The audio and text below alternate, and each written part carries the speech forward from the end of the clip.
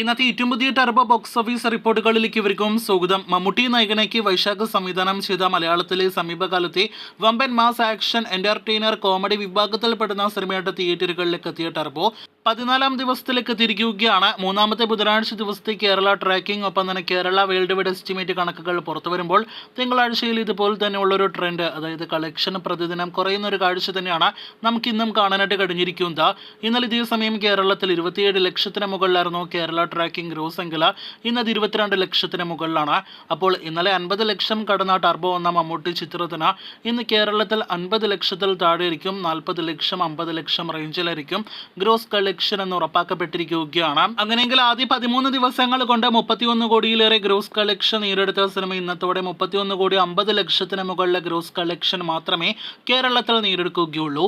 അതേസമയം കഴിഞ്ഞ ദിവസം ഒരു ദിവസം മുന്നേ പുറത്തു വന്ന സിനിമയുടെ ഒഫീഷ്യൽ കണക്കുകൾ പ്രകാരം 70 കോടിയാണ് സിനിമയുടെ വേൾഡ് വൈഡ് ഗ്രോസ് എങ്കിൽ 14 ദിവസത്തിലേക്ക് എത്തപ്പെടുമ്പോഴും ഇനിയും ആ 70 കോടി എന്ന കളക്ഷനിലേക്ക് ടർബോ എന്ന സിനിമ എത്തപ്പെട്ടിട്ടില്ല. 14 ദിവസത്തെ ടർബോയുടെ വേൾഡ് വൈഡ് ഗ്രോസ് ആയിട്ട് നിലവിൽ നാം പ്രതീക്ഷിക്കുന്നത് 68 കോടി രൂപയ്ക്ക് മുകളിലെ ഗ്രോസ് കളക്ഷനാണ്. 70 കോടിയിലേക്ക് അടുത്ത ദിവസങ്ങളിൽ തന്നെ ഈ ആഴ്ച തന്നെ സിനിമ എത്തപ്പെടുമെന്നും ഉറപ്പാക്കപ്പെട്ടിരിക്കുകയാണ്.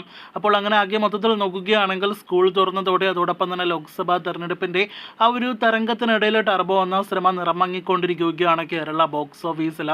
എന്തായാലും വീണ്ടും ശനി ഞായർ ദിവസങ്ങളിൽ സിനിമ 1 കോടി രൂപയ്ക്ക് മുകളിൽ പ്രതിദിനം കളക്ഷൻ നേടിയെടുക്കുമെന്ന് പ്രതീക്ഷിക്കാം. അപ്പോൾ 70 കോടി വേൾഡ് വൈഡ് ഗ്രോസ് കളക്ഷൻ നേടിയെടുക്കാനായിട്ട് ഒരുങ്ങുന്ന ടർബോ എന്ന ബിഗ് ബഡ്ജറ്റ് സിനിമ മമ്മൂട്ടി കമ്പനിയുടെ സിനിമയുടെ ഫൈനൽ വരെയുള്ള ബോക്സ് ഓഫീസ് റിപ്പോർട്ടുകൾ കേട്ട് പ്രേക്ഷകർ കാത്തിരിക്കൂ.